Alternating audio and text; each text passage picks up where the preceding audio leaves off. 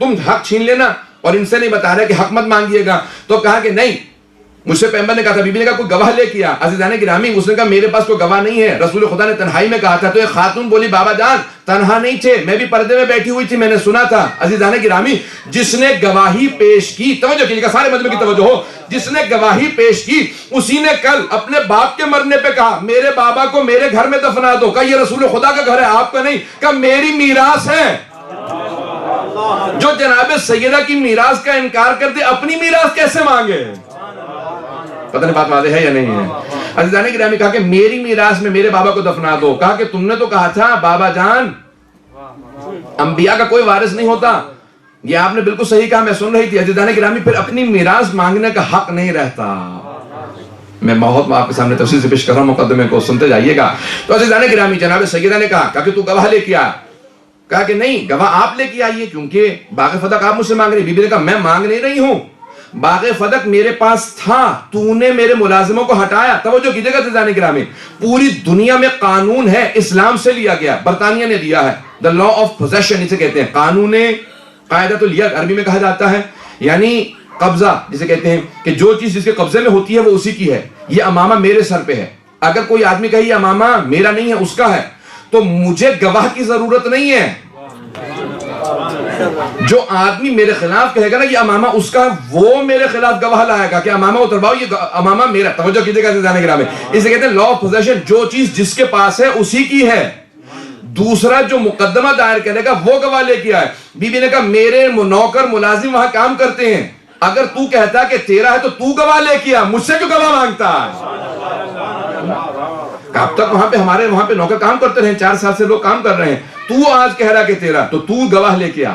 توجہ کیجئے گا عزیزان گرامی, جو اسے کہا نہیں میرے پاس گواہ نہیں, ہم نے قبضہ کر لیا, اب آپ گواہ پیش کیجئے. بی بی نے کہا کہ میں قرآن سے, میں تو بتا رہی ہوں کہ میں قرآن کے اندر آیا کہ اولو الارحام بعضهم بعض, یہ جتنے بھی رحم والے ہیں یعنی جتنے بھی خونی رشتہ دار ہیں وہ وارث ہوتے ہیں. کہ قرآن کی آیت ہے, میں قرآن سے تجھے دلیل پیش کر رہی ہوں. کہ نہیں لیکن حدیث موجود ہے رسول خدا کی کہ ہمارا کوئی وارث نہیں. بی بی نے کہا تو کیسا مسلمان ہے, میں آیت پیش کرتی ہوں تو اپنے پاس سے بنا کے حدیث لے آتا ہے. توجہ توجہ توجہ عزیزان گرامی, بی بی نے کہا میں آیت پیش کر رہی ہوں. کہا کہ نہیں میں اس مقام پہ تسلیم نہیں کر سکتا کیونکہ یہاں پہ ایکسیپشنل کیس ہے. توجہ کیجئے گا عزیزان گرامی, بی بی نے کہا کہ اچھا تو کہتا ہے کہ میرے بابا نے فرمایا, میں نہیں مان سکتی. کیوں؟ کیونککہ قرآن میرے بابا پہ نازل ہوا تھا, اور یہ حدیث جو تو نے ابھی گھڑ کے پیش کی ہے یہ قرآن کی مخالفت کر رہی ہے.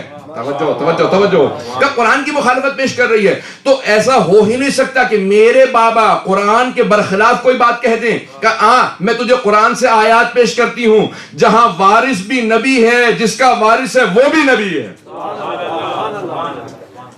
وارث تھا سلیمان و داؤد, قرآن کی آیت ہے کہ سلیمان داؤد کے وارث بنے. کہ داؤد نبی, سلیمان نبی, کہ جو وارث ہے وہ بھی نبی ہے, جس کا وارث ہے وہ بھی نبی ہے. پتہ نہیں بات پہنچا پایا ہوں یا نہیں. جناب داؤد نبی ہیں, جناب سلیمان نبی, دونوں باپ بیٹا ہیں. جناب داؤد والد ہیں, جناب سلیمان بیٹے ہیں. کہ تو کہتا ہے انبیاء کا کوئی وارث نہیں, یہ قرآن کی آیت ہے.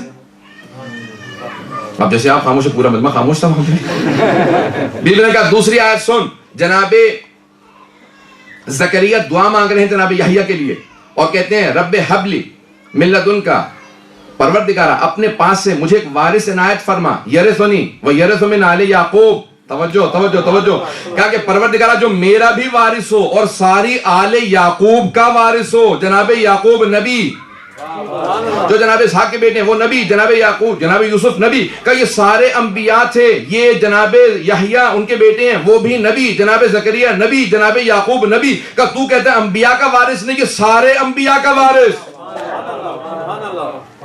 عزیزان گرامی, اس نے کہا کہ نہیں کوئی اور دلیل پیش کیجئے. بی بی نے کہا اچھا اگر تجھے گواہ چاہیے تو میں گواہ لے کے آتی ہوں. کہ گواہ کون ہے آپ کا, گواہ لے کے آئیے. اب سارے خاموش ہو کر سر جھکانے لگے کہ کہیں ایسا نہ ہمیں گواہ بناتے. حکومت سے ٹکر لینا بہت مشکل کام ہے. عزیزان گرامی, آج بھی لوگ کہتے ہیں کہ خاموش رہو, اپنے بچوں سے کہہ دیتے ہیں, رشتہ داروں سے, بیٹا خاموش رہو, حکومت کے خلاف مت بولنا, حکومت سے کون ٹکر لے گا. بی بی نے ایک مرتبہ اپنے سر کو اٹھایا, کہ گواہ پیش کروں. کہاں گواہ پیش کیجئے. کہ ام ایمن میری گواہ ہے. جناب ام ایمن کے لیے کہا کہ یہ میری گواہ ہے. کہا نہیں یہ خاتون ہے, ان کی گواہی عادی ہے. جناب ام ایمن کھڑی ہو گئی. کہ تم نے سنا نہیں تھا پیغمبر نے کہا تھا ام ایمن میری ولادت کی گواہ ہے, اگر یہ گواہی دے تو گواہی عادی نہیں پوری ہے. نعرہ صلوات.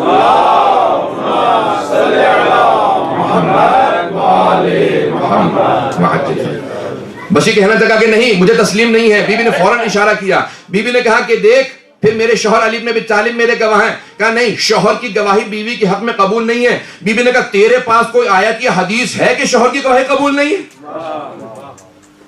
کہا شوہر کی گواہی کیوں قبول نہیں ہے؟ علی عادل ہیں مرد ہیں. کہا کہ نہیں یہ شوہر ہیں. کہا ٹھیک ہے حسنین میرے گواہ ہیں. کہا یہ نابالغ ہیں. کہا رسول خدا نے جوانان نے جنت کا سردار بناتے ہوئے یہ نہیں سوچا یہ نابالغ ہے؟ جب انہوں نے کہا کہ الحسن والحسین سیدہ شباب اہل الجنہ، جب انہوں نے کہا کہ جوانان نے جنت کے سردار ہیں، انہیں خیال نہیں ہے کہ ابھی نابالغ ہیں، جب بالغ ہوں گے شہادت ہوگی تب جا کے بنیں گے. انہوں نے کہا ابھی ہیں. جب ابھی سردار ہیں تو پھر گواہ کیوں نہیں ہے؟ عزیزان گرامی بی بی کا مقدمہ ہے، جناب خاتون جنت ہے. بی بی نے کہا یہ دونوں میرے گواہ ہیں تاکہ مجھے آپ کی گواہیاں قبول نہیں ہے. بی بی نے ایک جواب دیا. بی بی نے کہا پھر گواہ رہے، میں سارے مجمع کو گواہ بنا کے کہتی ہوں میں اسی مقدمے کو روز قیامت دوبارہ پیش کروں گی اور اس وقت مقدمہ خود خدا کی بارگاہ میں ہوگا. والزعیم محمد، اور میرے بابا میرا مقدمہ لڑنے والے ہوں گے. تو بتا تو کہاں کھڑا ہوگا؟ اللہ اکبر. یہ جناب خاتون جنت، یہ خاتون جنت کلام کر رہی ہیں. عزیزان گرامی اس انداز سے بیوی نے مقدمے کو پیش کیا. ہر آنکھ میں آنسو تھا، ہر افراد ہر آدمی وہاں پہ لرز رہا تھا.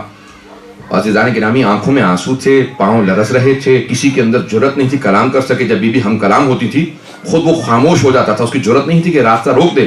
جب بیوی سوال کرتی تھی جواب دیتا تھا. جب بیوی کہتی تھی خاموش ہو جا میں بات کرنا چاہتی ہوں، پھر اس میں جرت نہیں ہوتی. عزیزان گرامی جس خاتون کا اتنا روب ہو وہ خاتون جنت ہے.